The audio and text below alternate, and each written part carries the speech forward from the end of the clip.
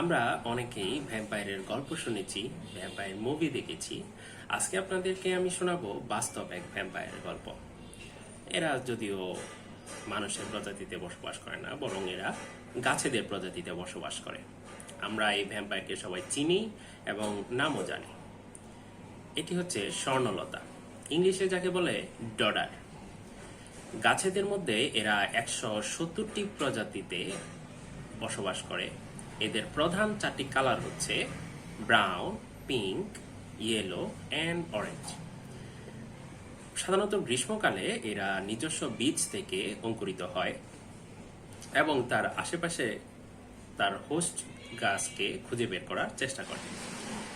Pen state ইউনিভার্সিটির রিসার্চেরা গবেষণা করে বের করেছে আসলেই এরা ভ্যাম্পায়ারের মতন গন্ধ শুকে শুকে তাদের হোস্টকে খুঁজে বের করে।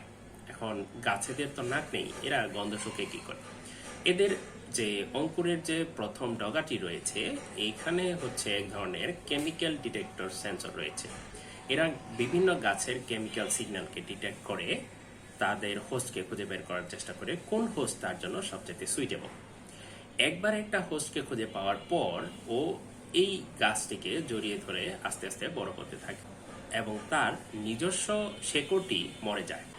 একবার একটা হোস্টকে ওরা টার্গেট করার পর এটার গায়ের উপর বসবাস করা শুরু করলে এরা খুব দ্রুত বড় হতে থাকে। দিনে 7 সেন্টিমিটার পর্যন্ত লম্বা হয়, যেটা তার হোস্ট গাছের চেয়ে অনেক বেশি, কারণ খুব দ্রুত এরা গাছকে কভার করে ফেলার চেষ্টা করে। স্বর্ণলতার যেহেতু নিজস্ব ক্লোরোফিল নেই, এরা নিজে খাদ্য নিজে তৈরি করতে পারে না, তাই তারা সম্পূর্ণ এনার্জির জন্য হোস্টের উপর নির্ভরশীল। সাধারণত পরজীবীদের মধ্যে কয়েক ধরনের পরজীবী রয়েছে যারা আংশিকভাবে নির্ভর করে তাদের হোস্টের উপরে, কিন্তু স্বর্ণলতা বা ডডার সম্পূর্ণভাবে তার হোস্টের উপর নির্ভরশীল। এই স্বর্ণলতা বা ডডারের বংশবৃদ্ধির ব্যাপারটি আরও মজার।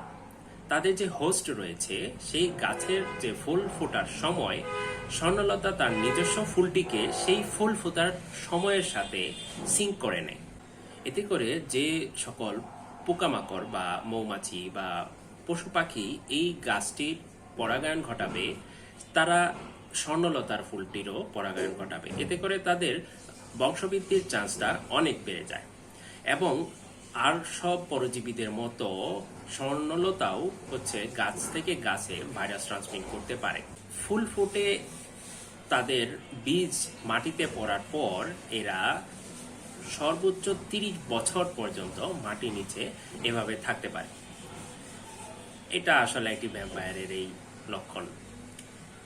এবং একবার বীজ থেকে বের হয়ে যাওয়ার পর সে আর 5 থেকে 6 দিনের মধ্যে যদি কোনো গাছ না পায়, আমি আগেই বলেছি, তারা মরে যায়, জাস্ট লাইক ভ্যাম্পায়ার।